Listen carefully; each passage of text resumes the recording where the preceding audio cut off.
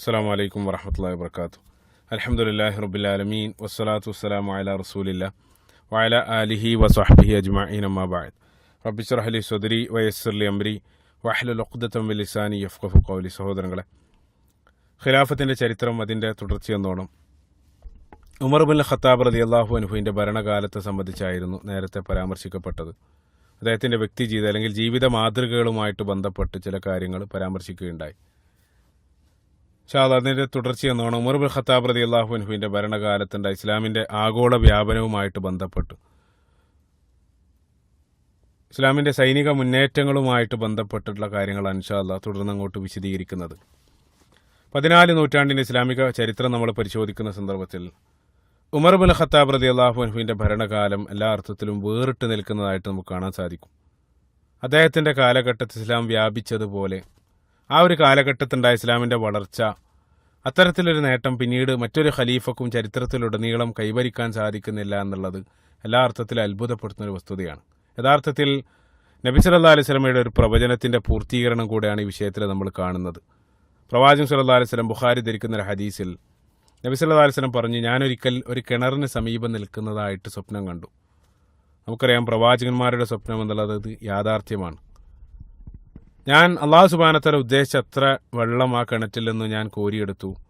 എനിക്ക് ശേഷം പിന്നീട് ഇബ്നു അബീ ഖുഹാഫ, അതായത് അബൂബക്കർ സിദ്ദീഖ് റളിയല്ലാഹു അൻഹു ആ ബക്കറ്റ് ഏറ്റെടുത്തു. അദ്ദേഹം 1-2 ബക്കറ്റ് വെള്ളം കോരി. അദ്ദേഹം കോരിയതിൽ ചില ദൗർബല്യങ്ങൾ ഉണ്ടായിരുന്നു. അള്ളാഹു യഅ്ഫിറു ലഹു, അള്ളാഹു സുബ്ഹാനഹു വ തആല അദ്ദേഹത്തിന് പുറത്തു കൊടുക്കട്ടെ. അതിനുശേഷം അതൊരു വലിയ ബക്കറ്റായി മാറി. അത് ഉമർ ഇബ്നുൽ ഖത്താബ് റളിയല്ലാഹു അൻഹു ഏറ്റെടുത്തു. ഉമർ റളിയല്ലാഹു അൻഹു കോരുന്നത് പോലെ ഒരു ദിഷണാശാലിയും കോരിയെടുക്കുന്നതായിട്ട് ഞാൻ കണ്ടിട്ടില്ല. അദ്ദേഹം കോരിയ വെള്ളം കൊണ്ട് ജനങ്ങളും അവരുടെ ഒട്ടകങ്ങൾ വരെ ദാഹം തീർത്തു. ഇതാണ് മനോഹരമായിട്ടുള്ള ഹദീസ്. ഈ ഹദീസ് യാതൊരു വിശദീകരണം കൂടാതെ പ്രവാചകൻ സല്ലല്ലാഹു അലൈഹി വസല്ലം കൃത്യമായിട്ട് അതിലേക്ക് സൂചന നൽകുന്നതായിട്ട് നമുക്ക് കാണാൻ സാധിക്കും. ഉമർ റളിയല്ലാഹു അൻഹു ആ കിണറ്റിൽ നിന്നും കോരുന്നത് പോലെ മറ്റൊരാളും കോരിയെടുക്കുന്നതായിട്ട് ഞാൻ കണ്ടിട്ടില്ല എന്നാണ് നബി സല്ലല്ലാഹു അലൈഹി വസല്ലം ഇവിടെ പറയുന്നത്. സുബ്ഹാനല്ലാഹ്, ഏറ്റവും വലിയൊരു അത്ഭുതപ്പെടുന്ന ഒരു വസ്തുത, നമ്മൾ ചരിത്രപരമായിട്ട് ഇതിനെ സംബന്ധിച്ച് ചിന്തിക്കുന്ന സന്ദർഭത്തിൽ അല്ലെങ്കിൽ ഭൗതികമായിട്ടുള്ളൊരു തലത്തിൽ മാത്രം നോക്കി കാണുന്ന സന്ദർഭത്തിൽ ഏറ്റവും വലിയൊരു അത്ഭുതം എന്താ വെച്ചാൽ നിങ്ങൾ ചിന്തിച്ചു നോക്കുക. ഉമർ ഇബ്നുൽ ഖത്താബ് റളിയല്ലാഹു അൻഹുവിൻ്റെ ഭരണകാലത്തിന് ശേഷം പിന്നീട് ഉമവികളുടെയും അബ്ബാസികളുടെയും കാലഘട്ടത്തിലെല്ലാം നമ്മുടെ സൈനിക ബലം ഒരുപാട് വർദ്ധിച്ചു. നിരവധി യുദ്ധതന്ത്രങ്ങൾ നമ്മൾ പഠിച്ചെടുത്തു. അതേപോലെ തന്നെ ആയുധശേഷി കൊണ്ടെല്ലാം മുസ്ലിങ്ങൾ ഒരുപാട് മുന്നേറ്റം നടത്തുകയുണ്ടായി. അപ്പം അതൊന്നും ഇല്ലാത്ത സന്ദർഭത്തിൽ എത്രത്തോളം എന്ന് വെച്ചാൽ ഉമർ ഖത്താബ് റളിയല്ലാഹു അൻഹുവിൻ്റെ ഭരണകാലത്ത് സ്വന്തമായിട്ട് മുസ്ലിം ഉമ്മത്തിന് ഒരു നാവിക സേന പോലും ഉണ്ടായിരുന്നില്ല. അപ്പം ഇതൊന്നും ഇല്ലാതിരുന്നൊരു കാലഘട്ടത്താണ് ഉമർ ഇബ്നുൽ ഖത്താബ് റളിയല്ലാഹു അൻഹു ഇതെല്ലാം നേടിയെടുക്കുന്നത്.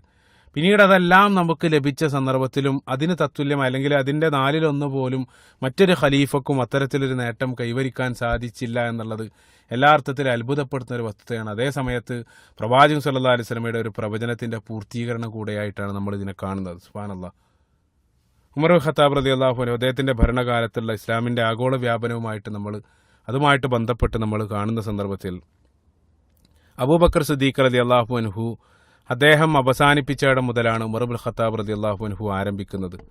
അബൂബക്കർ സിദ്ദീഖ് റളിയല്ലാഹു അൻഹുവിൻ്റെ ഭരണകാലത്ത് നേരത്തെ സൂചിപ്പിക്കുകയുണ്ടായി, അദ്ദേഹത്തിൻ്റെ അവസാന കാലത്ത് അദ്ദേഹം എടുത്ത ഏറ്റവും ധീരമായിട്ടുള്ള നടപടി അക്കാലഘട്ടത്തിൽ ലോകത്തെ ഏറ്റവും വലിയ സാമ്രാജ്യങ്ങളായ റോമിനെയും പേർഷ്യക്കുമെതിരെ ഒരേ സന്ദർഭത്തിൽ സൈനിക മുന്നേറ്റം നടത്താനുള്ള അദ്ദേഹത്തിൻ്റെ ധീരമായിട്ടുള്ള ആ ചുവടുവെപ്പ്, യഥാർത്ഥത്തിൽ ആ ഒരു ചുവടുവെപ്പാണ് ഉമർ ഇബ്നുൽ ഖത്താബ് റളിയല്ലാഹു അൻഹുവിൻ്റെ ഭരണകാലത്ത് ഇത്രയും വലിയ നേട്ടങ്ങളെല്ലാം മുസ്ലിം ഉമ്മത്തിന് നേടിയെടുക്കാൻ സാധിച്ചത്. അദ്ദേഹം അബൂബക്കർ സിദ്ദീഖ് റളിയല്ലാഹു അൻഹുവിൻ്റെ ആ ധീരമായിട്ടുള്ള നടപടിയുടെ ഫലമായിരുന്നു. അതിൻ്റെ ഭാഗമായി നമുക്കറിയാം അബൂബക്കർ സിദ്ദീഖ് റളിയല്ലാഹു അൻഹു റോമൻ സാമ്രാജ്യത്തിൻ്റെ കീഴിലുണ്ടായിരുന്ന സിറിയയിലേക്ക് 4 പ്രമുഖരായിട്ടുള്ള സ്വഹാബികളുടെ നേതൃത്വത്തിൽ ഒരു വലിയ സംഘത്തെ അയക്കുന്നു.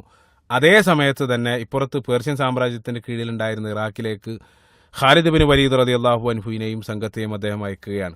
ഖാലിദ് ബിൻ വലീദ് റളിയല്ലാഹു അൻഹു അദ്ദേഹം ഇറാഖിലെത്തി. ഇറാഖും സമീപ പ്രദേശങ്ങളെല്ലാം കീഴടക്കി അദ്ദേഹം മുന്നേറിക്കൊണ്ടിരിക്കുന്നു.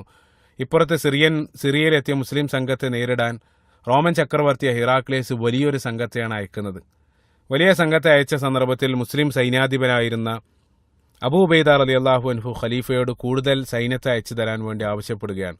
ഈ സന്ദർഭത്തിൽ അബൂബക്കർ സിദ്ദീഖ് റളിയല്ലാഹു അൻഹു ഇറാഖിലുണ്ടായിരുന്ന ഖാലിദ് ബിൻ വലീദ് റളിയല്ലാഹു അൻഹുവിനോട് ഉടൻ തന്നെ അവിടുത്തെ യുദ്ധം അവസാനിപ്പിച്ചുകൊണ്ട് സിറിയയിലെത്തി മറ്റുള്ള മുസ്ലിങ്ങളെ സഹായിക്കാൻ വേണ്ടി അദ്ദേഹത്തോട് അഭ്യർത്ഥിക്കുകയാണ്. ഖലീഫയുടെ അഭ്യർത്ഥന മാനിച്ച് അദ്ദേഹത്തിന്റെ അഭ്യർത്ഥന മാനിച്ച് ഖാലിദ് ബിൻ വലീദ് റളിയല്ലാഹു അൻഹു ഉടൻ തന്നെ ഇറാഖിൽ നിന്നും സിറിയയിലെത്തുന്നു. സിറിയയിൽ ഇതര മുസ്ലിം സംഘത്തോടൊപ്പം ചേർന്ന് റോമക്കാരുമായിട്ട് നടത്തിയ ഏറ്റവും പ്രധാനപ്പെട്ട യുദ്ധങ്ങളിൽ ഒന്നായിരുന്നു അജ്നദൈൻ യുദ്ധം. നേരത്തെ ഞാൻ സൂചിപ്പിച്ചു. അജ്നദൈൻ യുദ്ധത്തിൽ മുസ്ലിങ്ങൾ വിജയിക്കുന്നു. ഖലീഫ അബൂബക്കർ സിദ്ദീഖ് റളിയല്ലാഹു അൻഹുവിന്റെ കാലഘട്ടത്തിൽ നടന്ന ഏറ്റവും പ്രധാനപ്പെട്ട യുദ്ധം. ആ യുദ്ധത്തിൽ മുസ്ലിങ്ങൾ വിജയിക്കുന്നു. ആ യുദ്ധത്തിലെ വിജയം നൽകിയ ആത്മവിശ്വാസം കാരണം മുസ്ലിങ്ങൾ വീണ്ടും മുന്നേറ്റം തുടരുകയാണ്. പിന്നീട് അവർ പോകുന്നത് ഏറ്റവും പ്രധാനപ്പെട്ട റോമൻ സാമ്രാജ്യത്തിന്റെ ഏറ്റവും പ്രധാനപ്പെട്ട പട്ടണങ്ങളിലൊന്നായിട്ട്, ലോകത്തെ ഏറ്റവും വലിയ പ്രധാനപ്പെട്ട പട്ടണങ്ങളിലൊന്നായ ഡമസ്കസിലേക്കാണ്. ഡമസ്കസ് മുസ്ലിങ്ങൾ ഉപരോധിച്ച സന്ദർഭത്തിലാണ് ഖലീഫയുടെ വിയോഗ വാർത്ത അവർക്ക് ലഭിക്കുന്നത്. ആ സന്ദർഭത്തിലാണ് അബൂബക്കർ സിദ്ദീഖ് റളിയല്ലാഹു അൻഹു മരണപ്പെടുന്നത്. പിന്നീട് ഉമർ ഇബ്നുൽ ഖത്താബ് റളിയല്ലാഹു അൻഹു അദ്ദേഹമാണ് ഖലീഫയായിട്ട് സ്ഥാനമേൽക്കുന്നത്. ഉമർ ഇബ്നുൽ ഖത്താബ് റളിയല്ലാഹു അൻഹു സ്ഥാനമേറ്റ സന്ദർഭത്തിൽ അദ്ദേഹം ചെയ്ത ആദ്യത്തെ അദ്ദേഹത്തിന്റെ സൈനിക നടപടി, അദ്ദേഹം ഖാലിദ് ബിൻ വലീദ് റളിയല്ലാഹു അൻഹുവിനെ സൈനിക നേതൃത്വ സ്ഥാനത്തു നിന്നും മാറ്റുകയാണ്. അതിന് പകരമായിട്ട് അദ്ദേഹം അബൂ ഉബൈദ റളിയല്ലാഹു അൻഹുവിനെ സൈന്യാധിപനായിട്ട് നിയോഗിക്കുകയാണ്. എല്ലാ അർത്ഥത്തിലും നമ്മൾ അത്ഭുതപ്പെടുന്നത്. ഇതിന് കാരണമായിട്ട് നിരവധി കാരണങ്ങൾ പറയപ്പെടുന്നുണ്ട്. മുസ്ലിങ്ങളെ നയിച്ച എല്ലാ യുദ്ധത്തിലും വിജയം കൈവരിച്ച ഖാലിദ് ബിൻ വലീദ് റളിയല്ലാഹു അൻഹു, അതേപോലെ തന്നെ നബി സല്ലല്ലാഹു അലൈഹി വസല്ലം അള്ളാഹുവിന്റെ വാളെന്ന് വിശേഷിപ്പിക്കപ്പെട്ട ഖാലിദ് ബിൻ വലീദ് റളിയല്ലാഹു അൻഹുവിനെ എന്തുകൊണ്ടാണ് ഉമർ ഇബ്നുൽ ഖത്താബ് റളിയല്ലാഹു അൻഹു സൈനിക നേതൃത്വ സ്ഥാനത്തു നിന്നും മാറ്റിയത്? ഇതുമായിട്ട് ബന്ധപ്പെട്ട നിരവധി കാരണങ്ങൾ കാണപ്പെടും. പ്രധാനമായിട്ട് പറയപ്പെടുന്നത് ഖാലിദ് ബിൻ വലീദ് റളിയല്ലാഹു അൻഹു അദ്ദേഹം നിരവധി യുദ്ധങ്ങൾ നയിച്ചിട്ടുണ്ട്. ആ നയിച്ച യുദ്ധങ്ങളിലെല്ലാം മുസ്ലിങ്ങൾക്ക് വിജയമായിരുന്നു. അപ്പം അതുകൊണ്ട് തന്നെ ചിലരെങ്കിലും ഈ യുദ്ധങ്ങളിലെല്ലാം നമ്മൾ വിജയിച്ചത് ഖാലിദ് ബിൻ വലീദ് റളിയല്ലാഹു അൻഹുവിന്റെ കഴിവ് കൊണ്ടാണെന്ന് ഒരുപക്ഷെ തെറ്റിദ്ധരിച്ചേക്കാം. യഥാർത്ഥത്തിൽ അതിനേക്കാൾ ഉപരി അല്ലാഹു സുബ്ഹാനഹു വ തആലയുടെ സഹായം കൊണ്ടാണ് ഇതെല്ലാം സംഭവിക്കുന്നത്. അപ്പോൾ ഖാലിദ് ബിൻ വലീദ് റളിയല്ലാഹു അൻഹുവിനെ ആരെങ്കിലും ഒരു ഭാഗ്യചിഹ്നമായിട്ട് കാണുന്നുണ്ടെങ്കിൽ അത്തരം ആളുകളുടെ ധാരണ തിരുത്താൻ വേണ്ടിയായിരുന്നു ഖലീഫയുടെ നടപടി എന്നാണ് വിശദീകരിക്കപ്പെടുന്നത്. അതേപോലെ തന്നെ തുടർച്ചയായിട്ടുള്ള വിജയങ്ങൾ ഒരുപക്ഷെ ഖാലിദ് ബിൻ വലീദ് റളിയല്ലാഹു അൻഹുവിനെ അദ്ദേഹത്തിന് ഈ രൂപത്തിൽ എന്തെങ്കിലും ഒരു ചിന്ത വന്നേക്കാമെന്ന് അദ്ദേഹം ഭയപ്പെട്ടു. ഇതാണ് പ്രധാനമായിട്ടുള്ള കാരണമായിട്ട് പറയപ്പെടുന്നത്. വീണ്ടും നിരവധി കാരണങ്ങൾ കാണാൻ സാധിക്കും. മറ്റൊരു കാരണം ഖാലിദ് ബിൻ വലീദ് റളിയല്ലാഹു അൻഹുവിന്റെ ചില യുദ്ധ നടപടിയുമായിട്ട് ഉമർ ഇബ്നുൽ ഖത്താബ് റളിയല്ലാഹു അൻഹുവിന് യോജിപ്പുണ്ടായിരുന്നില്ല. അതേപോലെ തന്നെ ഏറ്റവും ശ്രേഷ്ഠരായിട്ടുള്ള സ്വഹാബികളാണ് നായക സ്ഥാനത്തേക്ക് വരേണ്ടത് എന്നുള്ള അഭിപ്രായക്കാരനായിരുന്നു ഉമർ ഇബ്നുൽ ഖത്താബ് റളിയല്ലാഹു അൻഹു. കാരണം നമുക്കറിയാം, എല്ലാ സ്വഹാബികളും ഒരേ രൂപത്തിലല്ല. ശ്രേഷ്ഠതയുടെ കാര്യത്തിൽ അവർ എല്ലാവരും വ്യത്യസ്തമാണ്. അല്ലാഹു സുബ്ഹാനഹു വ തആല തന്നെ പരിശുദ്ധ ഖുർആനിൽ ലാ യസ്തവീ മൻ അൻഫഖ മിൻ ഖബ്ലിൽ ഫത്ഹി വഖാതൽ ഉലൈക അഅ്ളമു ദറജതൻ മിനല്ലദീന അൻഫഖു. അല്ലാഹു സുബ്ഹാനഹു വ തആല സൂറത്തുൽ ഹദീദിൽ മക്ക വിജയത്തിന് മുമ്പ് ചെലവഴിച്ച ആളുകളും ശേഷം ചെലവഴിച്ച ആളുകളൊന്നും തുല്യമല്ല എന്ന് അല്ലാഹു സുബ്ഹാനഹു വ തആല തന്നെ വേർതിരിക്കുന്നതായിട്ട് കാണാൻ സാധിക്കും. ശ്രേഷ്ഠതയുടെ കാര്യത്തിൽ ആദ്യം ഇസ്ലാമിലേക്ക് വന്ന സ്വഹാബികൾ അവരേറ്റവും ശ്രേഷ്ഠരായ ആളുകൾ. പിന്നീട് ബദറിൽ പങ്കെടുത്ത ആളുകൾക്ക് ശ്രേഷ്ഠത കൂടുതലാണ്. അതിനുശേഷം ബൈഅത്തുർ റിദ്വാനിൽ പങ്കെടുത്ത ആളുകൾ. ഇതേ രൂപത്തിൽ ശ്രേഷ്ഠതയുടെ കാര്യത്തിൽ സ്വഹാബികളെല്ലാം വ്യത്യസ്തരാണ്. അബൂ ഉബൈദ റളിയല്ലാഹു അൻഹുവിനെ സംബന്ധിച്ചിടത്തോളം അദ്ദേഹം ആദ്യകാലത്ത് ഇസ്ലാമിലേക്ക് വന്ന സ്വഹാബിയാണ്. അതേപോലെ തന്നെ നബി സല്ലല്ലാഹു അലൈഹി വസല്ലം അശറ മുബശ്ശറ, സ്വർഗം കൊണ്ട് സന്തോഷ വാർത്ത അറിയിക്കപ്പെട്ട 10 ആളുകളിൽ ഒരാൾ കൂടെയാണ് അബൂ ഉബൈദ റളിയല്ലാഹു അൻഹു. അതുകൊണ്ടാണ് അദ്ദേഹത്തെ സൈനിക നേതൃത്വ സ്ഥാനത്തേക്ക് ഉമർ ഇബ്നുൽ ഖത്താബ് റളിയല്ലാഹു അൻഹു കൊണ്ടുവരുന്നത്. ഖാലിദ് ബിൻ വലീദ് റളിയല്ലാഹു അൻഹു മക്ക വിജയത്തിന്റെ ഒരല്പം മുമ്പാണ് ഇസ്ലാമിലേക്ക് വരുന്നത്. ഏതായിരുന്നാലും ഏറ്റവും അത്ഭുതപ്പെടുന്ന ഒരു വസ്തുത എന്താണെന്ന് വെച്ചാൽ, ഉമർ റളിയല്ലാഹു അൻഹുവിന്റെ ഈ തീരുമാനം ലഭിച്ച സന്ദർഭത്തിൽ തീരുമാനം ലഭിക്കുന്നത് അബൂ ഉബൈദ റളിയല്ലാഹു അൻഹുവിനാണ്. അദ്ദേഹം എത്രത്തോളം എന്ന് വെച്ചാൽ അദ്ദേഹം ആ ഒരു ഉമർ റളിയല്ലാഹു അൻഹുവിന്റെ ഖലീഫയുടെ നിർദ്ദേശം അദ്ദേഹം രഹസ്യമായിട്ട് സൂക്ഷിക്കുകയാണ്. അദ്ദേഹം ഖാലിദ് ബിൻ വലീദ് റളിയല്ലാഹു അൻഹുവിനോട് പറയാൻ പോലും അദ്ദേഹത്തിന് തോന്നുന്നില്ല. പിന്നീട് അദ്ദേഹം പറഞ്ഞ സന്ദർഭത്തിൽ ഏറ്റവും വലിയൊരു അത്ഭുതം എന്താണെന്ന് വെച്ചാൽ, യാതൊരു പ്രയാസവും കൂടാതെ, യാതൊരു വൈമനസ്യവും കൂടാതെ ഖാലിദ് ബിൻ വലീദ് റളിയല്ലാഹു അൻഹു ആ സ്ഥാനം മാറിക്കൊടുക്കുകയാണ്. അദ്ദേഹത്തിന് യാതൊരു പ്രയാസവും അതിൻ്റെ പേരിൽ തോന്നുന്നില്ല എന്നുള്ളത്. അപാരമായിട്ടുള്ള ഈമാനുള്ള ആളുകൾക്ക് അത് സാധ്യമാവുകയുള്ളൂ. കാരണം ഇത്രയേറെ വിജയങ്ങൾ മുസ്ലിങ്ങൾക്ക് സമ്മാനിച്ചിട്ടും ഇത്രയേറെ വലിയൊരു സ്ഥാനത്തിരുന്നിട്ട് പോലും അദ്ദേഹം യാതൊരു പ്രയാസവും കൂടാതെ ആ സ്ഥാനം ഉപേക്ഷിക്കുന്നതായിട്ടാണ് നമ്മൾ കാണുന്നത്. സുബ്ഹാനല്ലാഹ്. നമുക്കറിയാം, അധികാരം എന്നുള്ളത് അതൊരു വലിയ ലഹരിയാണ്. അതൊരിക്കലും ലഭിച്ചു കഴിഞ്ഞാൽ അത് ലഭിച്ചുകൊണ്ടേയിരിക്കണം. അത് പിന്നീട് ഇട്ടറിയുക എന്നുള്ളത് ഏറ്റവും വലിയ പ്രയാസമാണ്. സമകാലിക ലോകത്തുള്ള രാഷ്ട്രീയത്തെക്കുറിച്ചൊക്കെ നമുക്ക് അറിയാവുന്ന നമ്മളെ സംബന്ധിച്ചിടത്തോളം കൂടുതലൊന്നും വിശദീകരിക്കാതെ തന്നെ ഇതിനെക്കുറിച്ച് നമുക്ക് മനസ്സിലാക്കാൻ സാധിക്കും.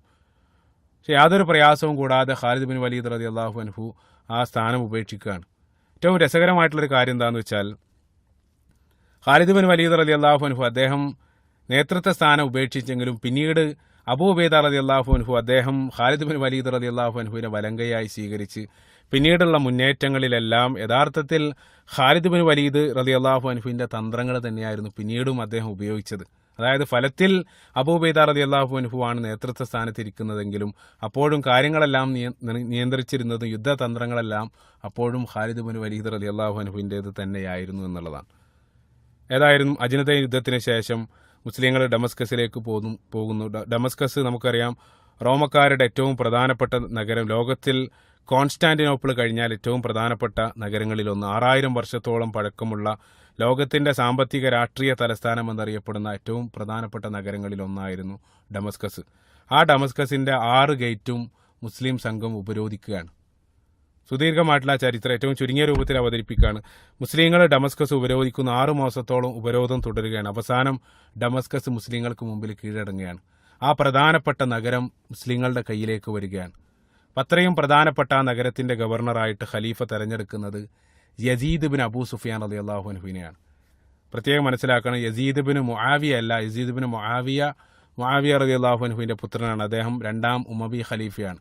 ഇവിടെ നമ്മൾ പറയുന്നത് യസീദ് ബിൻ അബൂ സുഫിയാൻ, അതായത് മുആവിയ റളിയല്ലാഹു അൻഹുവിൻ്റെ സഹോദരനായിട്ടുള്ള യസീദ് ബിൻ അബൂ സുഫിയാൻ റളിയല്ലാഹു അൻഹുവാണ് ഡമസ്കസിൻ്റെ ഗവർണറായിട്ട് ഖലീഫ നിയോഗിക്കുന്നത്. അദ്ദേഹം ആ സ്ഥാനത്ത് മരണം വരെ തുടരുകയാണ്. അവസാനം ഉമർ ബിൻ ഖത്താബ് റളിയല്ലാഹു അൻഹുവിൻ്റെ ഭരണകാലത്തുണ്ടായ ഏറ്റവും വലിയ പരീക്ഷണം പ്ലേഗ് അല്ലെങ്കിൽ താഊൻ അംവാസ് എന്നറിയപ്പെടുന്ന പ്ലേഗിൽ അദ്ദേഹം മരണപ്പെടുന്നു. അദ്ദേഹം മരണപ്പെട്ട സന്ദർഭത്തിലാണ് മുആവിയ റളിയല്ലാഹു അൻഹു ആ സ്ഥാനത്തേക്ക് വരുന്നത്. പിന്നീട് മരണം വരെ മുആവിയ റളിയല്ലാഹു അൻഹു അവിടെ തുടർന്ന് അവസാനം ഉമവി ഖലീഫയായിട്ടാണ് അദ്ദേഹം മരണപ്പെടുന്നത്. ഏതായിരുന്നാലും ഉമവികളുടെ ഈ ഭരണ നൈപുണ്യം ആദ്യമായിട്ട് തിരിച്ചറിഞ്ഞതും ഉമവികളുടെ ഈ ഭരണ നൈപുണ്യം തിരിച്ചറിഞ്ഞവരെ അധികാരത്തിലേക്ക് ആദ്യമായിട്ട് കൊണ്ടുവന്നത് ഉമർ ബിൻ ഖത്താബ് റളിയല്ലാഹു അൻഹു ആണ്. അപ്പോൾ ഈ ഡമസ്കസ് കീഴടക്കിയതിന് ശേഷം മുസ്ലിങ്ങൾ പിന്നീട് അവർ പോകുന്നത് അവരുടെ സ്വപ്ന നഗരമായിട്ടുള്ള ജെറൂസലേമിലേക്കാണ്, അതായത് ബൈത്തുൽ മുഖദ്ദസിലേക്കാണ്. യഥാർത്ഥത്തിൽ ശ്യാമിലേക്ക് അല്ലെങ്കിൽ സിറിയയിലേക്ക് ഈ സംഘത്തെ വിടുന്ന സന്ദർഭത്തിൽ അബൂബക്കർ സിദ്ദീഖ് റളിയല്ലാഹു അൻഹുവിൻ്റെ ഏറ്റവും വലിയ അദ്ദേഹത്തിൻ്റെ പ്രചോദനം ബൈത്തുൽ മുഖദ്ദസ് മുസ്ലിങ്ങൾ കീഴടക്കുക എന്നുള്ളതായിരുന്നു. അപ്പോൾ അതായിരുന്നു നമ്മുടെ ഏറ്റവും പ്രധാനപ്പെട്ട ലക്ഷ്യം. അപ്പോൾ ആ ലക്ഷ്യത്തിലേക്കാണ് മുസ്ലിങ്ങൾ കുതിച്ചുകൊണ്ടിരിക്കുന്നത്. ഡമസ്കസിന് ശേഷം അവരുടെ ഏറ്റവും വലിയ ലക്ഷ്യമായ ജെറൂസലേം ബൈത്തുൽ മുഖദ്ദസിനെ ലക്ഷ്യമാക്കി മുസ്ലിങ്ങൾ മുന്നേറുന്നു. സ്വാഭാവികമായിട്ടും റോമക്കാരെ സംബന്ധിച്ചിടത്തോളം അവരുടെയും ഏറ്റവും പ്രധാനപ്പെട്ട നഗരമാണ് ബൈത്തുൽ മുഖദ്ദസ്. അപ്പോൾ അത് എല്ലാ അർത്ഥത്തിലും ഏത് വില കൊടുത്തു ആ മുന്നേറ്റം തടയാൻ അവർ പരിശ്രമിക്കും. അതിൻ്റെ ഭാഗമായിട്ട് റോമൻ ചക്രവർത്തി ഹിറാക്ലിയസ് മുസ്ലിങ്ങൾക്കെതിരെ ശക്തമായിട്ടുള്ളൊരു സൈന്യത്തെ അദ്ദേഹം സ്വരൂപിക്കുകയാണ്. അതിൻ്റെ അടിസ്ഥാനത്തിൽ 2 ലക്ഷത്തിലേറെ വരുന്ന ഭീമമായിട്ടുള്ള സൈന്യം അദ്ദേഹത്തെ മുസ്ലിങ്ങളെ തടയാൻ വേണ്ടി കൊണ്ടുവരുന്നു. ഈ സന്ദർഭത്തിൽ മുസ്ലിങ്ങളും അവർക്കെതിരെ ഒന്നിക്കുന്നു. മുസ്ലിങ്ങൾ കേവലം 30,000 അല്ലെങ്കിൽ 35,000 മുസ്ലിങ്ങൾ മാത്രമേ ഉള്ളത്. സുബ്ഹാനല്ലാഹ്, നിങ്ങൾ ചിന്തിച്ചു നോക്കുക. ഇപ്പുറത്ത് 2 ലക്ഷം, മുസ്ലിങ്ങൾ വെറും 35,000. ആ റോമക്കാരും അതേപോലെ തന്നെ മുസ്ലിങ്ങളുമായിട്ട് നടന്ന ആ സന്ദർഭത്തിൽ നടന്ന ഏറ്റവും ചരിത്രപ്രസിദ്ധമായിട്ടുള്ള യുദ്ധമാണ് യർമൂക്ക് യുദ്ധം. നമുക്കറിയാം, യർമൂക്ക് യുദ്ധം ഇസ്ലാമിക ചരിത്രത്തിൽ ഏറ്റവും പ്രധാനപ്പെട്ട യുദ്ധങ്ങളിലൊന്നാണ്. കാരണം മുസ്ലിങ്ങൾക്ക് ബൈത്തുൽ മുഖദ്ദസിലേക്കുള്ള വഴി തുറന്നു കൊടുത്ത ഏറ്റവും പ്രധാനപ്പെട്ട യുദ്ധമാണ് യർമൂക്ക് യുദ്ധം. 6 ദിവസം നീണ്ടു നിന്ന ആ ഘോരമായിട്ടുള്ള യുദ്ധം അവസാനിക്കുന്ന സന്ദർഭത്തിൽ അല്ലാഹു സുബ്ഹാനഹു വ തആലയുടെ സഹായം കൊണ്ട് മാത്രം 1 ലക്ഷത്തിനടുത്ത് റോമക്കാർ ആ യുദ്ധത്തിൽ മരണപ്പെടുകയാണ്. മുസ്ലിങ്ങളുടെ ഭാഗത്തു നിന്ന് 3000-ഓളം ഷഹീദുകളാണ് ഉണ്ടായത്. ആ യുദ്ധത്തിൽ മുസ്ലിങ്ങൾക്ക് എല്ലാ അർത്ഥത്തിലും വിജയം കൈവരിക്കാൻ സാധിക്കുന്നു. ആ വിജയം നേടിയതിന് ശേഷം പിന്നീട് മുസ്ലിങ്ങൾ പോകുന്നത് ജെറൂസലേമിലേക്കാണ്. ബൈത്തുൽ മുഖദ്ദസിനെ ലക്ഷ്യമാക്കിക്കൊണ്ട് ജെറൂസലേമിലേക്കാണ് പോകുന്നത്. ജെറൂസലേം മുസ്ലിങ്ങൾ ഉപരോധിക്കുന്നു. ആ ഉപരോധിച്ച സന്ദർഭത്തിൽ അവർക്കെതിരെ റോമക്കാർ യാതൊരു സൈനിക നടപടിയും എടുക്കുന്നില്ല.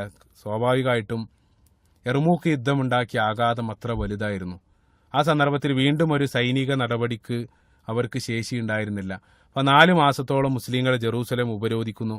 അവസാന ഉപരോധം തുടർന്ന് റോമൻ ചക്രവർത്തി ഹിറാക്ലിയസ് മുസ്ലിങ്ങൾക്ക് മുമ്പിൽ കീഴടങ്ങുകയാണ്. അതായത് ബൈത്തുൽ മുഖദ്ദസ് മുസ്ലിങ്ങൾക്ക് നൽകാൻ വേണ്ടി അവർ അതിന് സന്നദ്ധമാവുകയാണ്. ബൈത്തുൽ മുഖദ്ദസ് നൽകാൻ അവർ സന്നദ്ധമായി. അവസാനം അവരുടെ ഒരേ ഒരു കണ്ടീഷൻ, അതായത് ബൈത്തുൽ മുഖദ്ദസ് ഞങ്ങൾ നിങ്ങൾക്ക് തരാം, പക്ഷേ ഒരു കണ്ടീഷൻ ഉണ്ട്. നിങ്ങളുടെ ഖലീഫയായ ഉമർ ഇബ്നുൽ ഖത്താബ് റളിയല്ലാഹു അൻഹു നേരിട്ട് വന്ന് അതിൻ്റെ താക്കോല് സ്വീകരിക്കണം. ഇതായിരുന്നു അവരുടെ കണ്ടീഷൻ.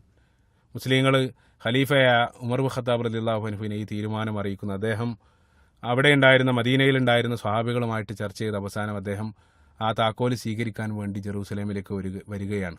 അദ്ദേഹത്തിൻ്റെ ആ ചരിത്രപ്രസിദ്ധമായിട്ടുള്ള യാത്ര നമ്മൾ പലപ്പോഴും കേട്ടിട്ടുള്ളതാണ്. അദ്ദേഹം വരുന്നത് അദ്ദേഹത്തിൻ്റെ കൂടെ ഉണ്ടായിരുന്ന ഒരേ ഒരു സഹായകനാണ്. ആ സഹായകനും അദ്ദേഹത്തിനും കൂടെ ഉണ്ടായിരുന്നത് ഒരേ ഒരു വാഹനം, ഒരേ ഒരു ഒട്ടകമാണ്. ഒരാൾ ഒട്ടകപ്പുറത്തിരിക്കുന്ന സന്ദർഭത്തിൽ അടുത്ത ആൾ നടക്കും.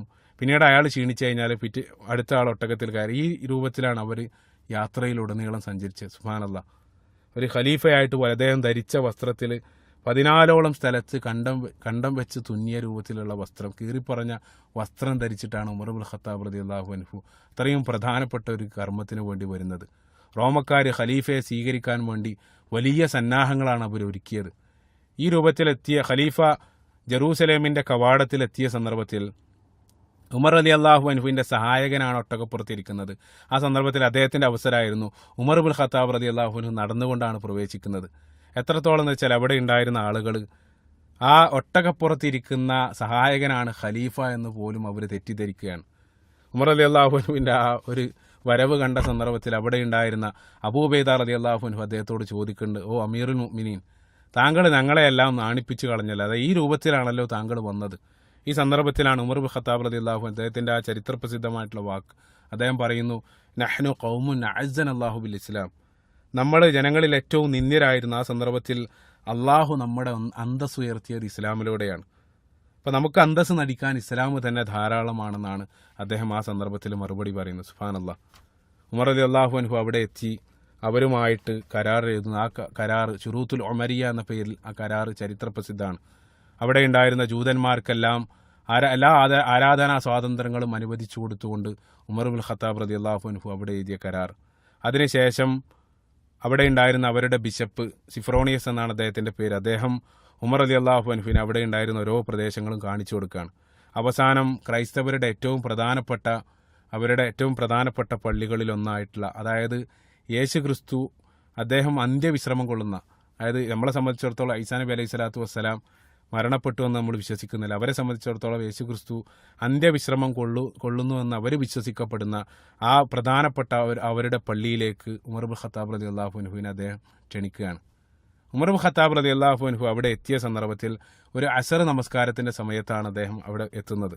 അപ്പോൾ അസർ നമസ്കാരത്തിൻ്റെ സമയമായ സന്ദർഭത്തിൽ ഈ സിഫ്രോണിയസ് ഉമർ ഇബ്നുൽ ഖത്താബ് റളിയല്ലാഹു അൻഹുവിന് അവിടെ നമസ്കരിക്കാനുള്ള അനുമതി നൽകുകയാണ്. താങ്കൾക്ക് ഇവിടെ നമസ്കരിക്കാമെന്ന് അദ്ദേഹം അനുമതി നൽകുകയാണ്.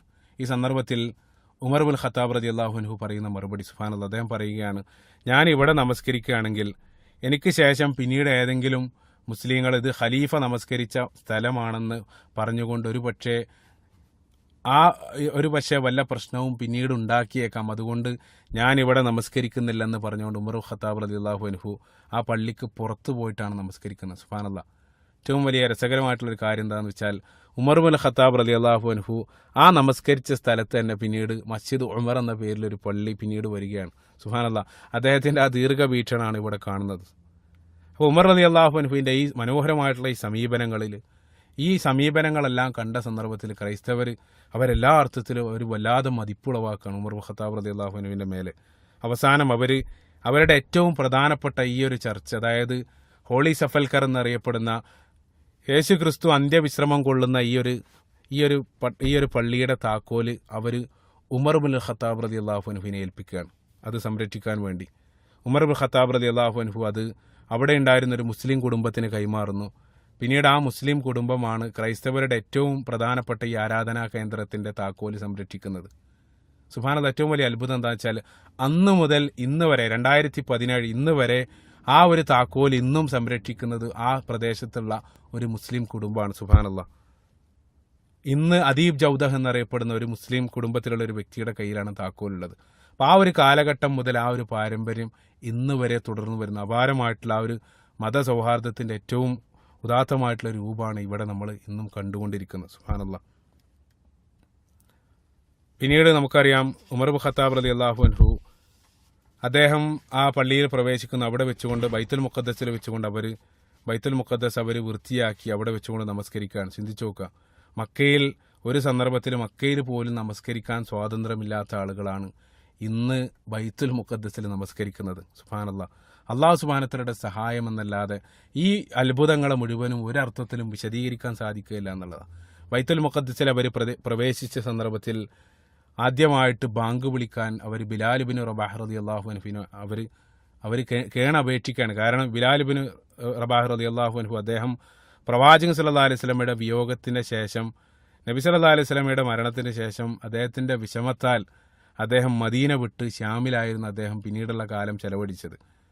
അപ്പോൾ ഈ ഖലീഫയുടെയും മറ്റും ആളുകളുടെ എല്ലാം നിർബന്ധം കാരണം അദ്ദേഹം വീണ്ടും ബാങ്ക് വിളിക്കാൻ, നബി സല്ലല്ലാഹു അലൈഹി വസല്ലമയുടെ ശേഷം പിന്നീട് അദ്ദേഹം ബാങ്ക് വിളിച്ചിട്ടില്ല. അപ്പോൾ ഇവരുടെ നിർബന്ധം കാരണം അദ്ദേഹം ബാങ്ക് വിളിക്കാൻ സന്നദ്ധനാവുകയാണ്. അദ്ദേഹത്തിൻ്റെ ആ ബാങ്ക് വിളി കേട്ട് പള്ളിയിൽ കൂടിയ എല്ലാവരും, മറ്റുള്ള മുഴുവൻ ആളുകളും പൊട്ടിക്കരയുകയായിരുന്നു എന്നാണ്. എത്രത്തോളം എന്ന് വെച്ചാൽ ബിലാൽ ഇബ്നു റബാഹ് റളിയല്ലാഹു അൻഹുവിന് ബാങ്ക് പോലും പൂർത്തീകരിക്കാൻ സാധിച്ചില്ല എന്നുള്ളതാണ്. സുബ്ഹാനല്ലാഹ്, നിങ്ങൾ ചിന്തിച്ചു നോക്കുക. ഏറ്റവും അദ്ദേഹത്തിൻ്റെ ഒരു ഭാഗ്യം, അതായത് ഒരേ സന്ദർഭത്തിൽ പ്രധാനപ്പെട്ട 3 ഹറമുകളിലും ബാങ്ക് വിളിക്കാനുള്ള അപൂർവ സൗഭാഗ്യം ബിലാൽ ഇബ്നു റബാഹ് റളിയല്ലാഹു അൻഹുവിന് ലഭിക്കുകയാണ്. അപ്പോൾ ഈ രൂപത്തിൽ അവർ മുസ്ലിങ്ങളായിട്ടുള്ള ആളുകൾ ബൈത്തുൽ മുഖദ്ദസും കീഴടക്കുന്നു. പിന്നീട് അബൂ ഉബൈദ റളിയല്ലാഹു അൻഹു അദ്ദേഹത്തിൻ്റെ മുന്നേറ്റം തുടരുകയാണ്. അതിനുശേഷം സിറിയയിലുണ്ടായിരുന്ന പ്രധാനപ്പെട്ട നഗരങ്ങൾ അലപ്പോ, ഹലബ് എന്നറിയപ്പെടുന്ന, ഇന്നും നമുക്കറിയാം ആക്രമണങ്ങൾ നടന്നുകൊണ്ടിരിക്കുന്ന അലപ്പോ, അതേപോലെ തന്നെ ആൻറ്റിയോക്ക്, തർത്തൂസ് തുടങ്ങിയ നിരവധി പ്രദേശങ്ങൾ കീഴടക്കിക്കൊണ്ട് മുസ്ലിങ്ങൾ മുന്നേറുകയാണ്. അവസാനം അവർ അനറ്റോളിയ എന്നറിയപ്പെടുന്ന സ്ഥലം വരെ എത്തി. അനറ്റോളിയ എന്നറിയുന്നത് ഇന്നത്തെ തുർക്കിയാണ്, അന്നത്തെ അനറ്റോളിയ. അവിടെ വരെ മുസ്ലിങ്ങൾ മുന്നേറ്റം നടത്തി. അനറ്റോളിയ എത്തിയ സന്ദർഭത്തിൽ ആ മുന്നേറ്റം അവസാനിക്കുകയാണ്. അതായത് തുർക്കി കീഴടക്കുന്നില്ല, തുർക്കി വരെ മുന്നേറ്റം തുടരുന്ന, അവിടെ അവസാനം തുർക്കിയാണ് ആ ഇസ്ലാമിൻ്റെ ബോർഡറായിട്ട് ആ പ്രദേശത്ത് നിലനിൽക്കുന്നത്. പിന്നീട് അങ്ങോട്ടൊരു മുന്നേറ്റം നടക്കുന്നതായിട്ട് നമ്മൾ കാണുന്നില്ല. പിന്നീട് ആ ഭാഗത്തൊരു മുന്നേറ്റം നടക്കുന്നത് എത്രയോ കാലം കഴിഞ്ഞിട്ട്, അതായത് ഏകദേശം 800 വർഷത്തിന് ശേഷം AD 1453 പിന്നീട് തുർക്കി ഇസ്ലാമിൻ്റെ അധീനതയിലേക്ക് വരുന്നത്. ഉസ്മാനി ഖിലാഫത്തിൻ്റെ കാലഘട്ടത്തിലാണ് തുർക്കിയും കോൺസ്റ്റാന്റിനോപ്പിളെല്ലാം ഇസ്ലാമിൻ്റെ അധീനതയിലേക്ക് വരുന്നത്. സുബ്ഹാനല്ലാഹ്,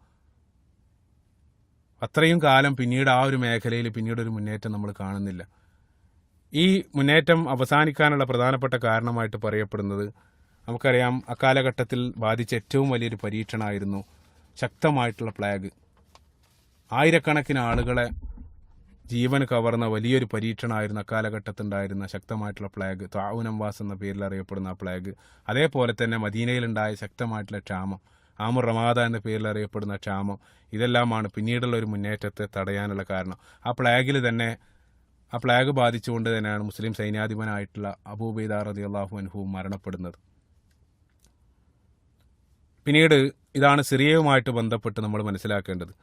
പിന്നീട് ചരിത്രപ്രസിദ്ധമായിട്ട് നമ്മൾ കാണുന്ന ഈജിപ്ത് ഇസ്ലാമിൻ്റെ അധീനതയിലേക്ക് വരുന്നതും ഉമർ ഇബ്നു ഖത്താബ് റളിയല്ലാഹു അൻഹുവിൻ്റെ കാലഘട്ടത്തിലാണ്. അവിടെ ജെറൂസലേം കീഴടക്കിയതിന് ശേഷം അംർ ഇബ്നുൽ ആസ് റളിയല്ലാഹു അൻഹു അദ്ദേഹം ഈജിപ്ത് ഇസ്ലാമിൻ്റെ അധീനതയിലേക്ക് കൊണ്ടുവരാൻ ആഗ്രഹിക്കണം. അദ്ദേഹം പറയുന്നുണ്ട് ഖലീഫയോട്, നിങ്ങളൊരു 4000 പടയാളികളെ എനിക്ക് നിങ്ങൾ തരികയാണെങ്കിൽ നിങ്ങളുടെ കയ്യിൽ ഞാൻ ഈജിപ്തിനെ ഏൽപ്പിക്കുമെന്ന് അംർ ഇബ്നുൽ ആസ് റളിയല്ലാഹു അൻഹു ഖലീഫയോട് പറയുന്നു. ആദ്യത്തിൽ ഉമർ ഇബ്നു ഖത്താബ് റളിയല്ലാഹു അൻഹു അദ്ദേഹം അതിന് സന്നദ്ധമായില്ല. അദ്ദേഹം അംർ ഇബ്നുൽ ആസ് റളിയല്ലാഹു അൻഹുവിൻ്റെ നിർബന്ധ കാരണം അവസാനം ഖലീഫ അതിന് അനുമതി നൽകുകയാണ്. അവസാനം ഈജിപ്ത്, അന്നത്തെ ലോകത്തെ ഏറ്റവും വലിയ പട്ടണങ്ങൾ, ക്രൈസ്തവരുടെ തൈഷണിക തലസ്ഥാനമായിരുന്ന ലോക നാഗരികതയുടെ കേന്ദ്രമായിട്ടുള്ള ഈജിപ്ത്, ക്രൈസ്തവരെല്ലാം ഉപരിപഠനത്തിന് പോകുന്ന, ലോകത്ത് ഏറ്റവും വലിയ ലൈബ്രറികളിലൊന്ന് അന്നുണ്ടായിരുന്നത് അലക്സാണ്ട്രിയയിലാണ്. ആ ഈജിപ്തിലേക്കാണ് മുസ്ലിങ്ങൾ പോകുന്നത്. സുബ്ഹാനല്ലാഹ്, ഈജിപ്തിൽ അക്കാലഘട്ടത്തിൽ അവിടെ ഉണ്ടായിരുന്ന അവരുടെ ഗവർണർ മുഖൗഖിസ് ഒരു തുള്ളി രക്തം പോലും ചിന്താതെ ഈജിപ്തും ആ പട്ടണങ്ങളെല്ലാം, അതായത് പ്രധാനപ്പെട്ട പട്ടണങ്ങളെല്ലാം മുസ്ലിങ്ങളുടെ മുന്നിലേക്ക് കീഴടങ്ങുകയാണ്. അതായത് ഒരു യുദ്ധം പോലും ഉണ്ടാകാതെ ഈജിപ്തിൻ്റെ പ്രധാനപ്പെട്ട പട്ടണങ്ങളെല്ലാം മുസ്ലിങ്ങളെ കീഴടക്കുന്നു. അവസാനം ലോകത്തെ ഏറ്റവും പുരാതന പട്ടണങ്ങളിൽ ഒന്നായിട്ടുള്ള അലക്സാണ്ട്രിയയിലേക്ക് മുസ്ലിങ്ങൾ പോവുകയാണ്. അലക്സാണ്ട്രിയ ഈജിപ്തിൻ്റെ ഏറ്റവും പ്രധാനപ്പെട്ട നഗരം. ആ പ്രധാനപ്പെട്ട നഗരം വിട്ടുകൊടുക്കാൻ റോമൻ ചക്രവർത്തി തയ്യാറാകുന്നില്ല. ഹിറാക്ലേസ് അദ്ദേഹം എന്ത് വില കൊടുത്തും മുസ്ലിങ്ങളുടെ ഈ മുന്നേറ്റം തടയുമെന്ന് അദ്ദേഹം പറയുകയും, അവസാനം എത്രത്തോളം എന്ന് വെച്ചാൽ അദ്ദേഹം പറയുന്നത്, ചക്രവർത്തി പറയുകയാണ്, ഞാൻ തന്നെ നേരിട്ട് മുസ്ലിങ്ങളുമായിട്ട് പോരാടുമെന്നാണ് അദ്ദേഹം പറയുന്നത്.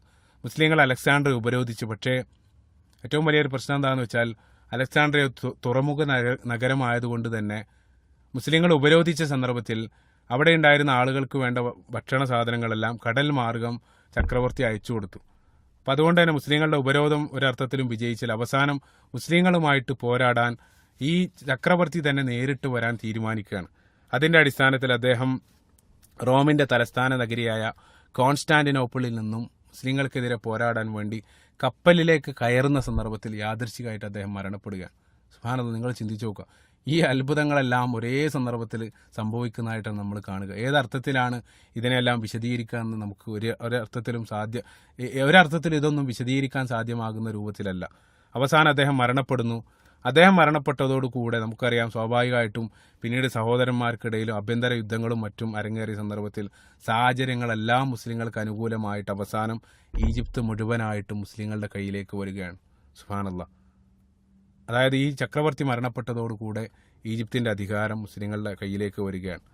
പിന്നീട് അന്ന് മുതൽ ഇന്ന് വരെ മുസ്ലിങ്ങളുടെ കയ്യിലാണ് ഈജിപ്ത്. പിന്നീട് ഇടക്കാലത്ത് നെപ്പോളിയൻ അത് കീഴടക്കിയെങ്കിലും ഒരല്പ കാലഘട്ടം കൊണ്ട് തന്നെ മുസ്ലിങ്ങൾക്കത് വീണ്ടും തിരിച്ചു കിട്ടുന്നുണ്ട്. ഒരു കാലഘട്ടത്തിൽ അബ്ബാസികളുടെ കാലഘട്ടത്തിലുണ്ടായ മുസ്ലിം ഉമ്മത്തിനുണ്ടായ ഏറ്റവും വലിയ പരീക്ഷണമായിരുന്നു തർത്താരികളുടെ ആക്രമണം. ആ ആക്രമണ സന്ദർഭത്തിൽ മുസ്ലിം ഉമ്മത്തിനെ രക്ഷിക്കാനുള്ള ആ മുസ്ലിം ഉമ്മത്തിൻ്റെ രക്ഷകരായി വരുന്നത് ഈജിപ്തിലെ മംലൂക്കുകളാണ്. പക്ഷേ അതുമായിട്ട് ബന്ധപ്പെട്ട ചരിത്രം പിന്നീട് വിശദീകരിക്കാവുന്നതാണ്. ഏതായിരുന്നാലും ഈജിപ്തും അതേപോലെ തന്നെ സിറിയയും ഈ രൂപത്തിലാണ് ഇസ്ലാമിൻ്റെ കയ്യിലേക്ക് ഉമർ ഇബ്നുൽ ഖത്താബ് റളിയല്ലാഹു അൻഹുവിൻ്റെ ഭരണകാലത്ത് ലഭിക്കുന്നത്. പിന്നീട് ഇൻഷാ അല്ലാഹ് അതിൻ്റെ തുടർച്ചയെന്നോണം ഏറ്റവും പ്രധാനപ്പെട്ട പേർഷ്യൻ സാമ്രാജ്യത്തിൻ്റെ തകർച്ച, അതേപോലെ അതിലേക്ക് വഴിവെച്ച ഖാദിസിയ യുദ്ധം, പിന്നീട് ഉമർ ഖത്താബ് റളിയല്ലാഹു അൻഹുവിൻ്റെ മരണവുമായിട്ട് ബന്ധപ്പെട്ട കാര്യങ്ങൾ ഇൻഷാ അല്ലാഹ് തുടർന്ന് അങ്ങോട്ട് വിശദീകരിക്കാവുന്നതാണ്. അല്ലാഹു സുബ്ഹാനഹു വ തആല ഈ മഹത്തായ ഉന്നതരായ സ്വഹാബികളുടെ കൂട്ടത്തിൽ നാളെ ഒരുമിക്കാനുള്ള സൗഭാഗ്യം അല്ലാഹു സുബ്ഹാനഹു വ തആല നമുക്ക് നൽകുമാറാകട്ടെ. റബ്ബന തഖബ്ബൽ മിന്നാ ഇന്നക അൻത സമീഉൽ അലീം വതുബ് അലൈനാ ഇന്നക അൻത തവ്വാബുർ റഹീം. അസ്സലാമു അലൈക്കും വറഹ്മത്തുള്ളാഹി.